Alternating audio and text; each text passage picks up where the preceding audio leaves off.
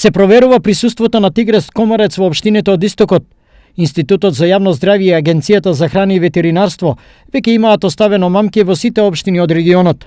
Акцентот е ставен на овој дел од земјата, зашто присуството на оризови полиња во Кочанско, Виничко, Штипско и во Чешиново, Облешево подразбира и поголемо присуство на комарци. Инаку спецификата на комарецот да се размножи и да живее во одредени температури и одредена нормалска височина. Значи према тие показатели ние така ќе поставуваме мамките за да може да ги ловиме и да видиме дали постои комарецот и во другите локации. За сега комарецот е регистриран во Богданци, Дојран и во неколку скопски општини. Тигрестиот комарец е главната причина за ширење на повеќе опасни болести, меѓу кои нилската треска. Добра вест е што за сега нема евидентирано никакви случаи на инфекција, ниту заболување од овој тип комарец во Република Македонија. На денешен ден не постои ризик од појава на некој од овие заболувања, затоа што утрата се меѓу 0 и 5 степени или меѓу 1 и 7 степени, што температурно не одговара.